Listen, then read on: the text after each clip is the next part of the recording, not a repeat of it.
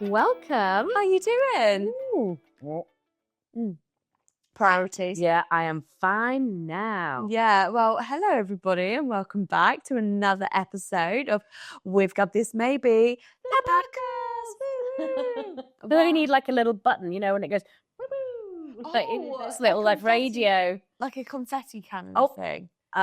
Oh, you've just gone way Oh, step no, one step. it's not Wait, right. I see one of those radio buttons, you know, when they have the different like. Oh, fine. So we're not like. I mean, I'm going with you. I'm going with a confetti cannon. I might bring a party popper. Stop it. I love that. No, stop. Well, how's your week been? How's things? What's up? Yeah, well, we're very autumnal now, aren't we? We're fully into November, and it's you know, it's that time of year we're all starting to gear up to. So it's Oh, don't say it. We're not ready yet. It's a bit hectic, isn't it? We have lots of like, you know, God, there's so many things you have to do with school, so many things you have to think about, you know, at home, family, friends. Everybody wants to see each other in the festive period. It's the pressure, that festive pressure, and this absolutely is not a Christmas conversation. I think I said that maybe even last week. I was like, we're not ready for the Christmas conversation just yet. No, but what we're talking about today is sorry always enough?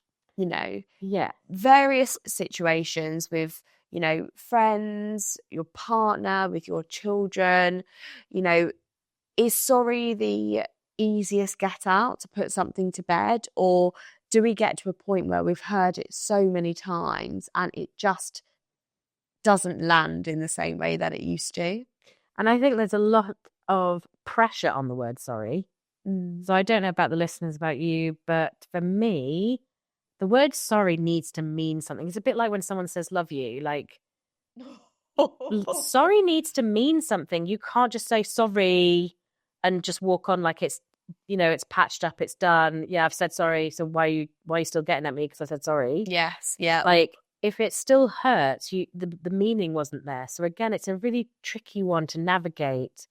And like you say, like when does it matter and when does it not? It's not delivered right to the point that it doesn't matter. But, you know, sorry in itself is just like a word or a series of words. Like, does that excuse any behaviour just because somebody authentically says, I'm sorry, and they could really mean it? Like, so we're not talking about situations where they're, you know, just like, oh, I'm sorry, like whatever. But, you know, somebody could really mean I'm sorry. But then does that mean that all of the actions that came before the need for that apology are just forgotten? And I think that's such a hard thing because I think there's a yes and no to that.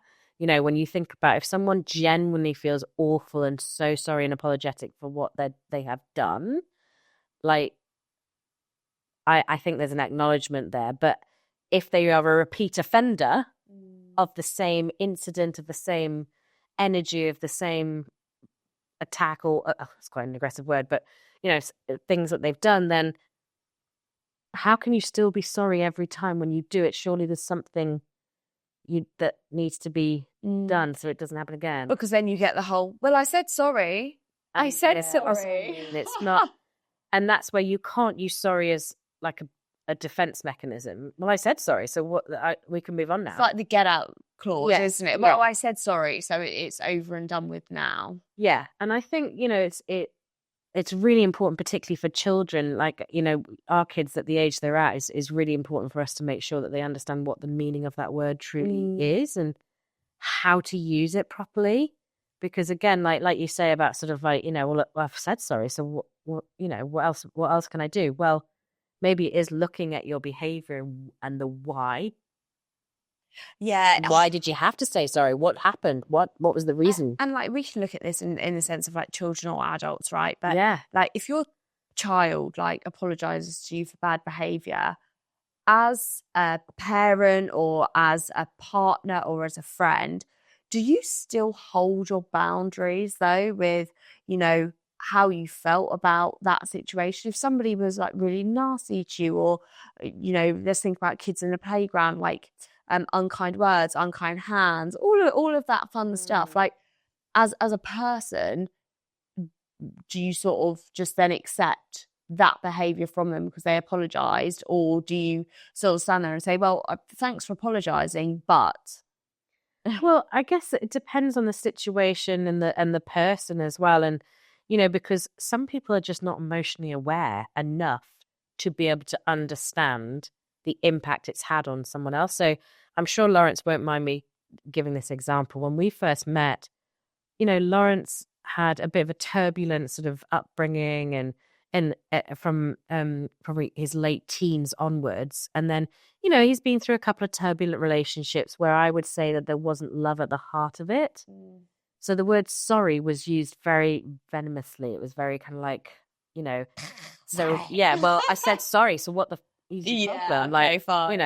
and again, like he came into our relationship and I'm there going, when you say sorry, like that's a big thing. Like you genuinely need to be aware of the circumstance and the way you impacted that person and what it made them feel like and what it made you feel like, and he just couldn't handle it. Okay, so this is really interesting. So how were you raised then around the word sorry? Because it's obviously got this presence for you. Like, what was it like in your household if you'd done something wrong and your parents were like putting it on you to apologise? It was big. And I, again, like I know I've harped on before about sort of coming from a Methodist background, but I generally think there was something in that sort of respect for another human being where you cannot do to others harmfully. Like there was all this stuff about, you've really hurt that person or you've upset that person. You must understand your role in that. And that's stuck with you and you that you really feel that. Whereas I'm sitting here thinking, really struggling to think of any times as a child I apologised or anything. And do you know what? Maybe it's just things I don't remember. I really struggle with, you're not like, you haven't caught already. Like, I really struggle to remember a lot of things about my childhood.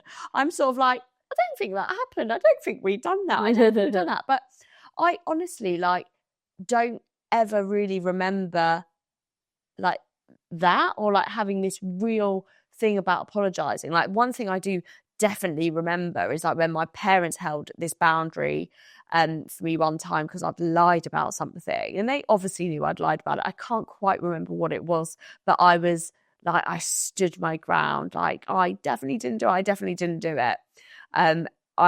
admit to it and I can't even remember what it was, but I didn't get to go to, I think it was a basketball game or something. And my dad went, my brother and my mum had to stay at home with me. And that was the first like really strong boundary I remember my parents holding. And I was like totally committed to like not admitting I've done something, not saying I was sorry. I probably did bloody do it, like whatever it was. It probably was that. But prior to that or like after that, I don't ever really remember my parents like forcing a sorry on us or me being in a position where I had to apologise. I don't know. Well, I mean, again, it depends on the situation and the circumstance and I don't think my parents ever forced me to say the word sorry, but they made me realise why sorry was a good word to use at that point because of the impact I'd had on either a situation or the way that I'd spoken to someone and it hurt them or the way I'd acted and or the things I mean, God, my sister, bless her, the amount of I used to give her, like the amount of times my parents would be like, Vicky, I'd be like coming downstairs. And, oh my goodness, even hearing you say your name like that, Vicky, that's not even how I know you. Yeah, like I was so in trouble all the time. I'd done so many things to Sarah. I'm so sorry. I have apologized to her many, many times. But again, like you saying about I was going to stood my ground. Like they would force me to really look at what I'd done rather than wanting me to say sorry. See, do you think this is where things change now? Because of, like me at home, like Rory at home, like when I'm with my friends, like not everyone and not all the time, but I definitely hear a lot the whole, are you going to say sorry for that? What do you say? What's the right thing to say now? Like, are we saying this to the kids to get them to apologise or to feel some empathy or to, feel that they want to apologise for a situation? Like, is that a change in us? Like, do we feel that societal pressure of needing our kids to be aware and all of that? I think it's definitely important for people to recognize why the word sorry is needed, because otherwise you're just going to say it for no reason. So, if you've hurt someone, or if an incident has changed negatively or in a way that has impacted wrongly or badly or whatever, and there is a consequence that you have caused, then that's what I want to try and teach Sophia, that, you have, there's a consequence. So if you turn around and say, I hate you, or if you turn around and say, I didn't like it anyway, or something, that's a nasty comment. You're bringing like a nasty energy into the room. And I know it sounds a bit boho-y and kind of like, but I want her to realize that what she says and what she does matters.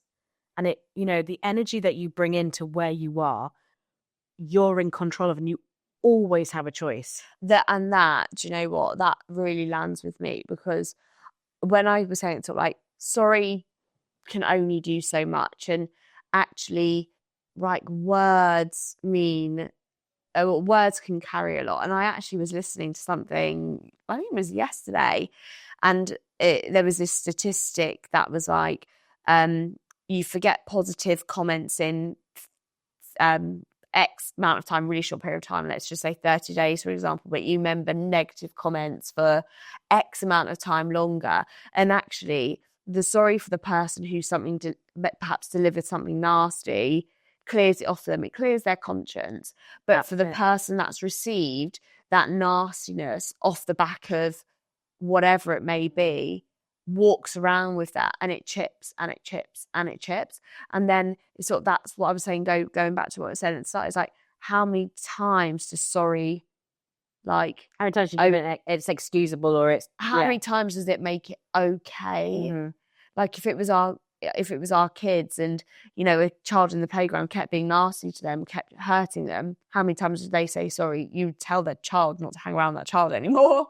Well, and that's it. And it's about making good choices, isn't it? And I think there is something, because with my kind of mental history, I have had obviously 2 breakdowns, and they've both been linked to depression. And I don't know if I've said it on here, but, I have attempted a couple of times in my early 20s, and that all came from not feeling good enough.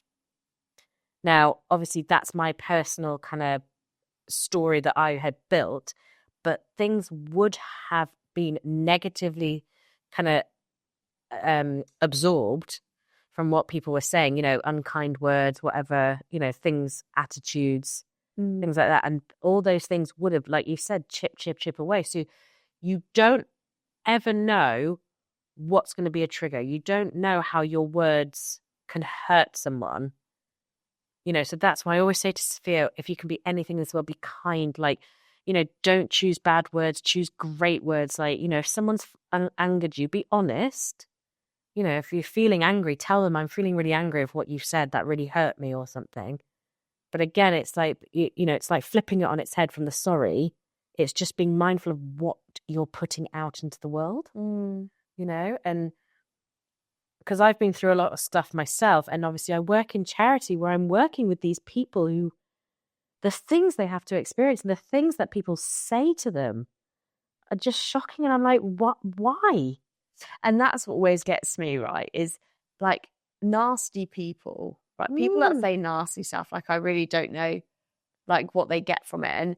And, I know that I can be, I never am intentionally nasty, but sometimes I speak without thinking, right? I'm sometimes not aware of like the social situation, whereas like I would go to you, oh, I don't really like that top. Like, do you know what I mean? I'd say something like that, and maybe other people wouldn't say it, but maybe it's the way in which I've said it. And I've been known to sort of maybe speak out of turn in those sort of situations, but only ever with best intentions. But Erin, my argument to that is that if I trust you because we have a great relationship to the point that I feel sort of safe with you, that if you were going to say something like, oh, Vix, I don't like that, our friendship is built on trust. and safety. So I know that you aren't saying it in a negative, like judgy manner. You're saying Yeah. it as in like, Erin does not like this top. That's it, It's like that. Is so my friends, like when we were younger, like teenagers, whatever, and we'd all be getting ready to go on a night out, or even we were just having like a night in, I would always be the one that would just like say something if somebody was telling a story and they were looking for some view, they were seeking that sort of feedback. I'd probably say the opposite, because that's honestly what I thought, whereas everybody else would tell them what they wanted to hear, or we'd be getting ready to go out on a night out, and that person probably only had that one outfit with them, but I'd probably, if they were like, I'm not really sure this fits right, what do you think? I'd probably say, I probably agree it doesn't fit right. Yeah. Rather than letting them go out, because it was just the easier option. And for some people that's okay, and for some people it's not. And I probably would have offended people in those situations without even realizing it, because I was just being like my true self. And I would apologize in those situations, but I'm apologizing for the way it's made you feel, not for what I've done. Because you're owning your words, you're owning the fact that that is your opinion, but you also you're really sorry that someone felt upset by the... So tell me this then, right? So I am 100% guilty of this all of the time, and Rory absolutely hates it, calls me out on it all the time, right? And depending what like therapists or social media gurus you listen to, this is the right or wrong thing to say. But I always say, I'm sorry if that's made you feel that way. I'm sorry if that's upset you, or whatever, rather than just being like, I'm sorry. Because often, if I don't feel like I've done something wrong, but you have felt like I've done something wrong, or something I have done has offended you, that's like what we were just saying is, like, you could be sorry for that, but you're not sorry for that. People don't like that. And Rory's always like, Erin, that's not an apology. Saying I'm sorry, but, or I'm sorry if, isn't an apology, because it's not just a I'm sorry. I mean, it is a very difficult one, because like you say, there's a lot of conflicting theories on this. But I mean, from my perspective, if you're owning the fact that you've made them feel awful, or you've made them feel upset or hurt, absolutely you can apologize for that. But you can say that was absolutely not my intention. Because again, I think we've talked about this before, is about that intention that comes with it. So like you're saying about the girl's dress being too tight or whatever, it doesn't quite fit right. Like, the intention is not to hurt her by saying that. The intention is to observe a fact. So the consequence that happened from that fact delivery is that you've upset someone. Now, you can ask, to me, and again, maybe this is a Vix thing, but, I would absolutely own the fact that I'm so sorry you felt hurt. I absolutely didn't mean it to be hurtful. I just was kind of stating sort of what I see. And again, I think when you're in a relationship, whether it be partners, friends, professional at work. Do you know what I mean? Like, I really think as long as you can own it and really say, look, I'm so sorry. I really didn't mean that to happen, for you to feel that way. My intentions were not to upset you. It's purely just because I felt that was the right thing to say, or the right, reason, or whatever it was. So I think if there's safety in the relationship, if there's trust there's no need to get angry or upset or hurt. I don't know, I'm getting myself in a bit of a tiz now, maybe I've had too much wine, but I just, there's something about just being trustworthy with each other. And I think this goes back, like, as well, is I've spoken on here like a few times about sometimes, like, I really struggle to say sorry sometimes. Is it a me issue? Probably. Is it I don't really like the feeling of being pushed into a sorry situation, whereas, my personality generally, I'm pretty non-confrontational, and it takes a lot for me to really go, but it also means I take time to reflect. So if I've had an argument with you, I'm never very good with my words in arguments. I sort of just let down my mind. Like, my mind just shuts down. It goes like blah, blah, blah. And it will start doing like tumbleweeds, right? Whereas before the argument and immediately after the argument, I can think of everything. And then I'm like, damn it, I wish I said that. But I also need time to like decompress, reflect, decompress, like come back down to earth. Yeah. And at that point, I can then go and have a conversation and acknowledge, but I go into fight or flight. So if I'm in like an argument setting and somebody's going, I think you should apologise to me, I deserve an apology, you need to say sorry. But I'm like, isn't their choice? That's not their choice. It is absolutely, no one should ever tell anyone that they should apologise, because it is you should own your sorry. Because then the apology means nothing as well. Because yeah, I can say I'm sorry. Like, do you know what I mean? Is you'd be like, Erin, you've upset me, say sorry. I'm sorry, Vix. I mean, that even just saying that like makes me feel like, so that's like, no, that's what happens. My choice if I say sorry. I want to own my sorry. So, and this is where like it's really difficult, because if we just look at like a relationship situation, like Rory and I are very different in that situation. Yeah. He's very black and white. He likes closure straight away. I thought you were in the wrong for that. I want you to apologise and it's done. Whereas I'm like, grey. So I'm not like that. So we really struggle in that situation, because I'm like, no, you can't say sorry right now. And he's like, but you're wrong, say sorry. And I'm like, nah. But I think it's a really interesting pattern, because Lawrence and I are similar.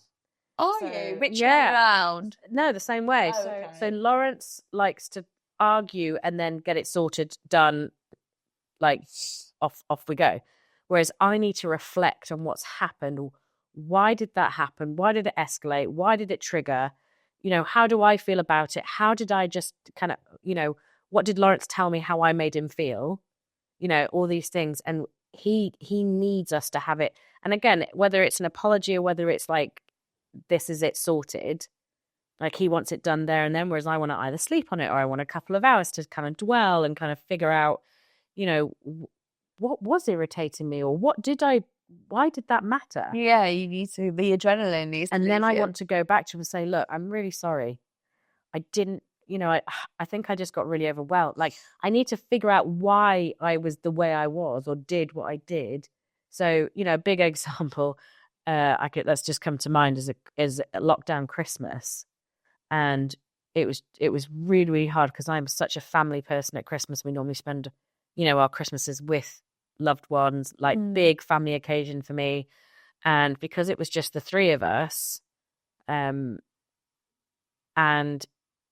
Lawrence, actually, technically it was four of us, because Sophia was there. I'm thinking the three because it was me, Lawrence, and Maddie, and Sophia was a baby. But they did Christmas different to what I do Christmas like, and I lost it at them because they weren't following my idea in my head. Yeah, your plan. And then I had a massive go at them, went off crying. I was so upset. Anyway, kind of ruined Christmas, really. But I needed an hour of me sat on my own to recognize what I'd done. Because if I had been told that I need to apologise to there and then, it would have escalated. Yeah.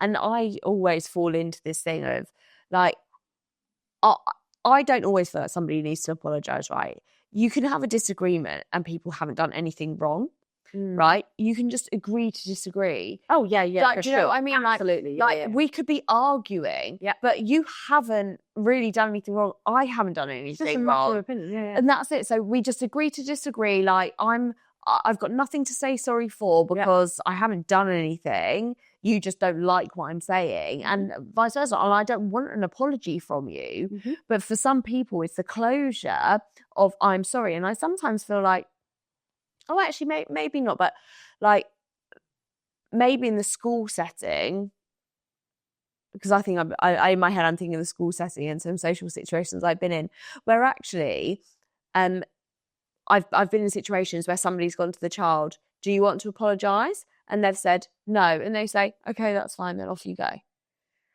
And that's where maybe the kid doesn't understand the consequence or the impact that they've had. And again, should you make them when they don't get it?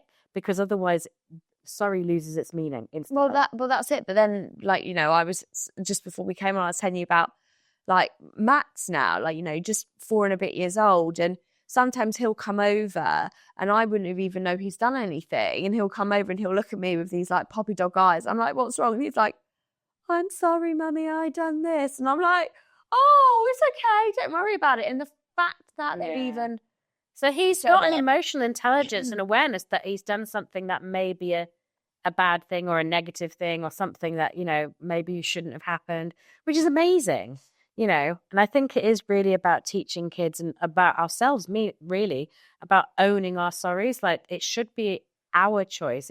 If we're at fault or we have caused whatever, you know, nobody should be telling us, but it's, you know, trying to teach ourselves and everyone that, you know, sorry is actually quite a powerful word if you mean it. And it's really hard because, you know, sometimes, and I've had this conversation with people before, is, you know, sometimes it's really hard to say sorry because, you know, the person that's receiving that sorry isn't just going to take the sorry.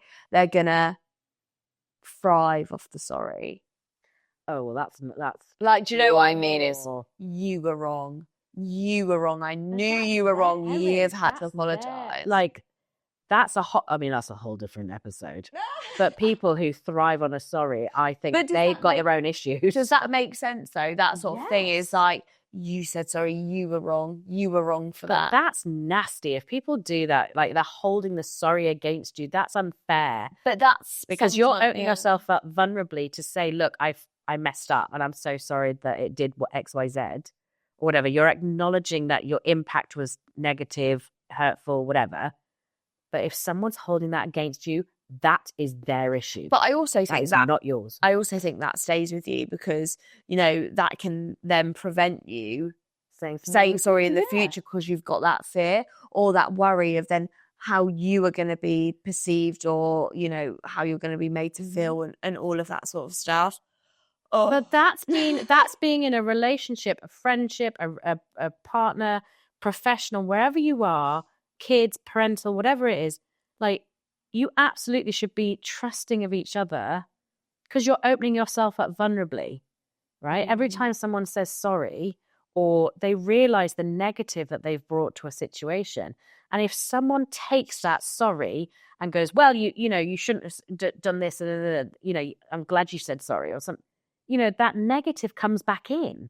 You know, that's not fair. So last point then, I guess, when we're on this. So if someone comes to you and says sorry, should you then go back on it, like follow it up with something else, or is the sorry the end? I mean, again, I guess it's you know, what the situation is. And again, I'm no expert. I feel that I'm kind of like, this is a Vixism type of thing. This is my, like, I come to you. But I would say that, you know, if you're saying the word sorry, own it. Own the fact that you've effed up, you've messed up, you've done something. And it's owning and embracing that we're all human. Yeah. And we do stuff that is unintentional. Sometimes we can't control our emotions. The amount of times that I've thought, God, I shouldn't have done that.